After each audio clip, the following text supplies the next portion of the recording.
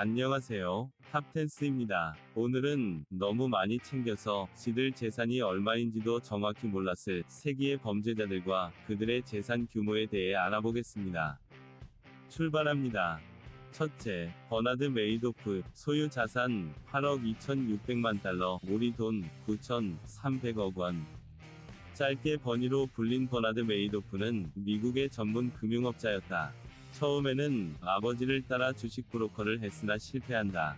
이후 부자들의 모임을 찾아다니며 유능한 투자자 행세를 하더니 몇몇 유대인 돈주를 만나 매년 10%의 수익률을 보장해 주겠다고 꼬신다. 이를 시작으로 주로 동족인 유대인의 등을 쳐먹으며 신뢰를 쌓고 급성장한다. 급성장의 배경은 폰지 사기였는데 이는 A가 투자한 돈으로 B의 수익을 챙겨주는 돌려막기 수법으로 사실 아무 투자를 하지 않는 사기 행위이다. 꼬박꼬박 지급되는 10%라는 높은 수익률로 인해 메이도프는 자수성가한 유대인의 롤모델이 되었고 기업가, 연예인, 스포츠 스타가 투자자임이 알려지자 아무도 그를 의심하지 않았다. 그렇게 수십 년 사기를 잘 치고 있었는데 2008년 금융위기가 닥치고 갑자기 투자원금 상환 요구가 빗발치자 줄 돈이 없던 메이도프가 결국 자수하고 그의 사기 행각이 들통난다. 이로 인해 아들을 포함해 많은 사람이 자살한다. 현재 꼴랑 150년 형을 받고 복역 중인데 교도소에서 죄수들한테 죽도록 얻어터지더니 뉴욕 마피아의 도움으로 겨우 숨쉬고 있다. 둘째, 알 카포네, 소유 자산 13억 달러, 우리 돈 1조 4,700억 원. 별명 스카페이스로 잘 알려진 알 카포네는 미국의 갱 두목이었다. 뉴욕 브루클린 태생이며 남부 이탈리아 출신 이민자의 아들로 태어났다. 26살부터 그가 이끌던 시카고 아웃핏은 미국 서부에까지 영향을 미치는 거대 조직으로 성장한다. 이어 정관계 인사들과의 친분 때문에 그리고 광범위하고 노골적인 범죄 때문에 그는 밤의 대통령이라는 별명을 얻게 된다. 1927년에는 연수입 1억 달러의 세계 최고 부자 중 한 명으로 기네스북에 오른다.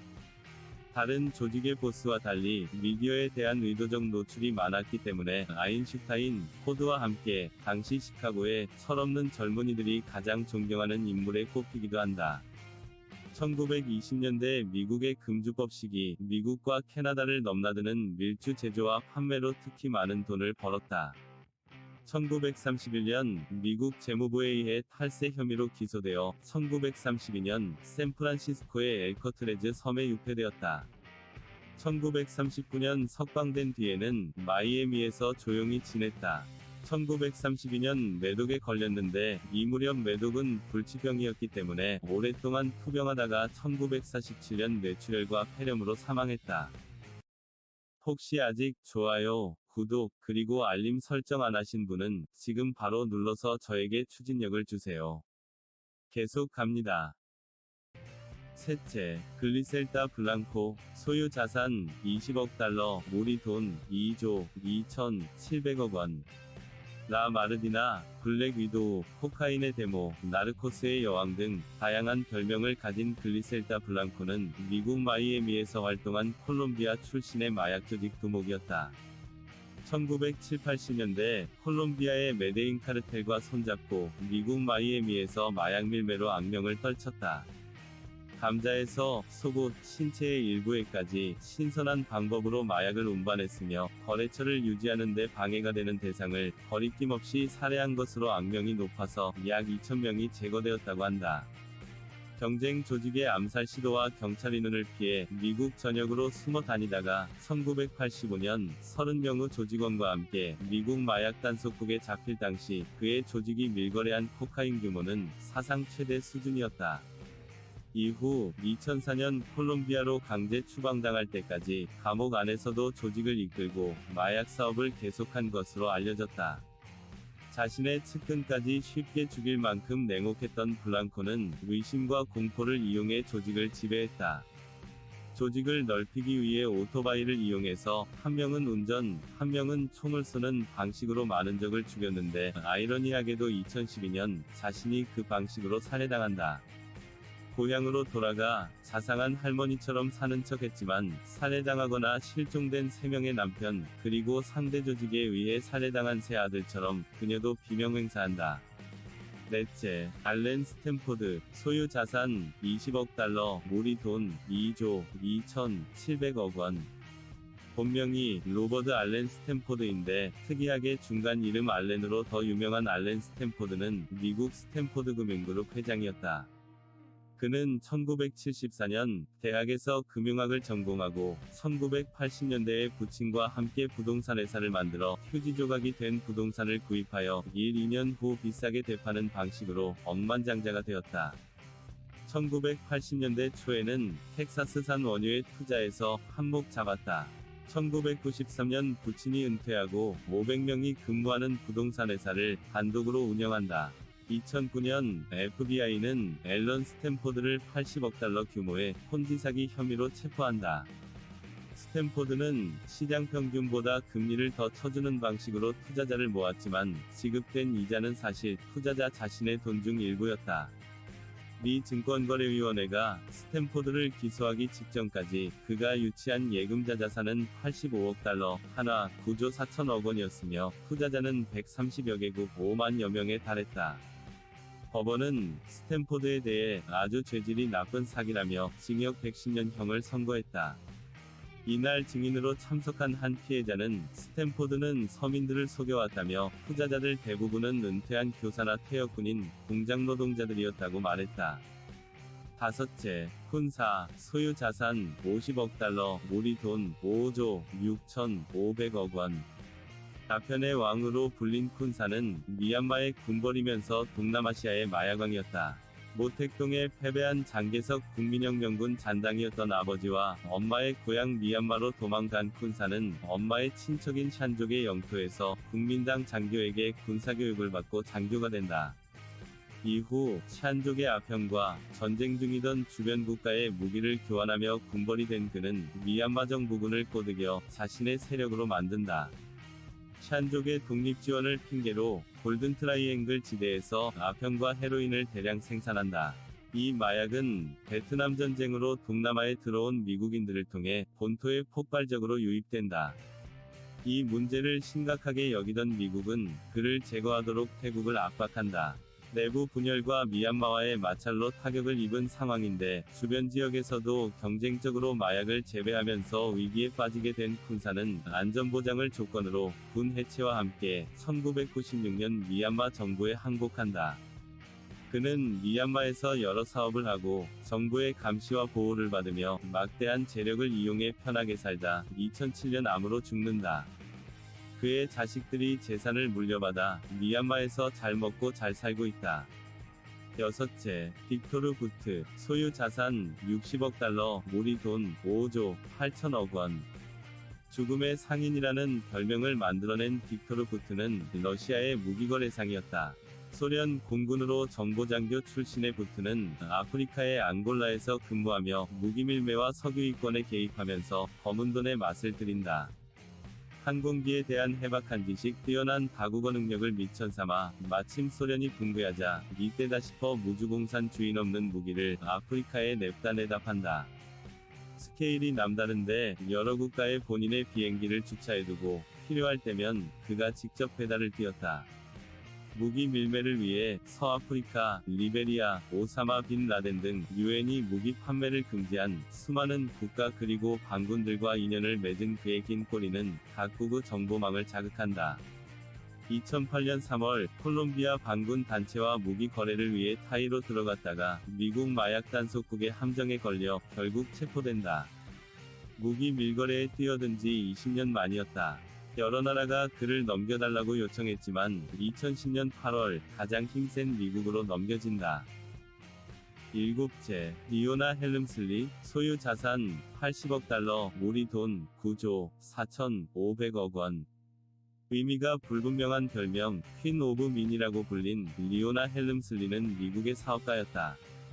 2007년 8월 신부전으로 세상을 떠나면서 5억 달러를 기부했다는 미담보다 기르던 개에게 1200만 달러를 남긴 기행으로 유명한 리오나 헬름슬리는 비정하고 냉혹한 사업 처리와 비인간적 직원 관리로 유명한 부동산업자이면서 호텔 소유주였다. 일찌감치 졸업장보다 돈을 택한 그녀는 고등학교를 박차고 나와 이름을 여러 번 바꾸는 수상한 행적을 보인다. 결혼과 이혼을 반복하고 공제공장에서 부동산회사로 직장을 옮기더니 결국 부사장에 이른다. 이후 이미 백만장자였던 자신보다 훨씬 돈 많은 남자를 만나 새파란 전철을 쫓아내게끔 한다.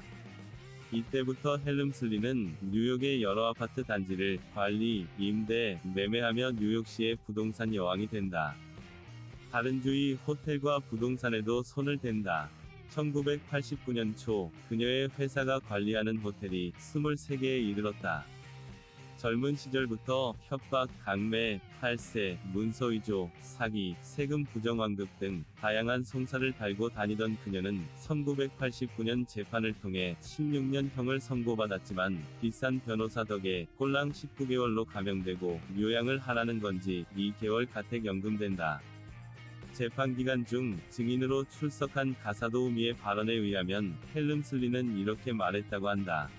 우리 부자는 세금 같은 거 안 내. 별 볼 일 없는 것들이나 세금을 내지. 여덟째, 호아킨 구스만, 소유 자산 150억 달러, 우리 돈 16조 9,700억 원.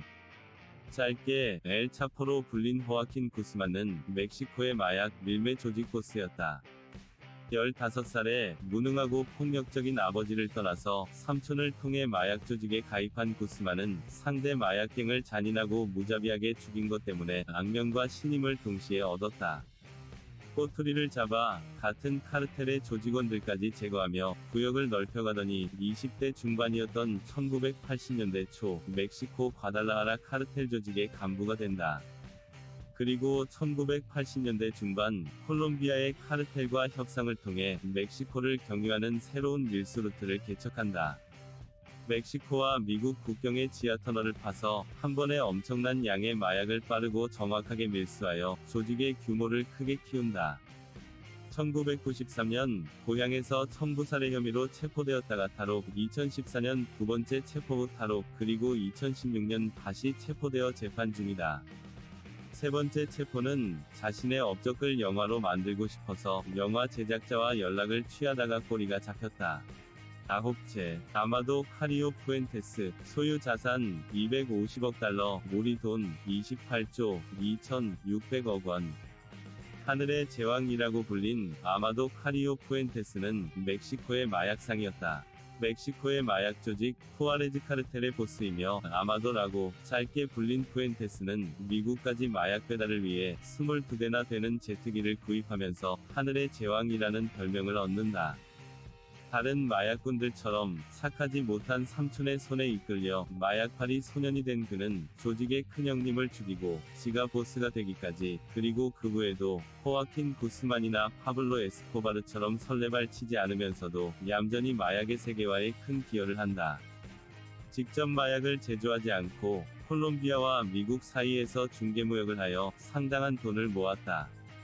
어쩌다 보니 마이애미에서 2건, 댈러스에서 1건 등 미국과 멕시코에서 25건의 범죄 혐의로 수배되고 1997년 7월 신원을 감추기 위한 대대적인 얼굴 성형수술 및 지방 흡입 수술을 받은 직후 심장마비로 죽는다.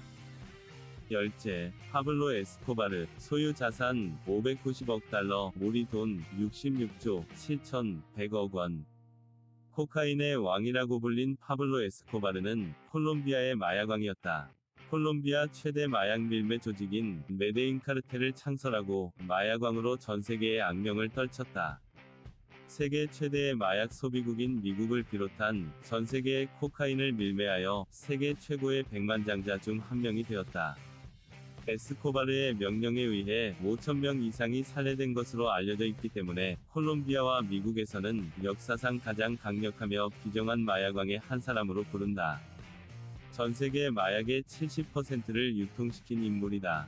에스코바르의 집에는 비행장, 사설군대, 동물원까지 있었다.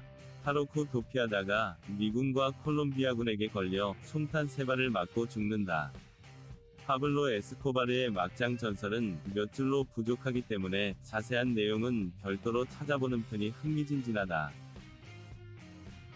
오늘은 여기까지입니다. 여러분의 의견을 댓글로 남겨주세요. 추천과 댓글은 동영상 제작에 큰 동력이 됩니다.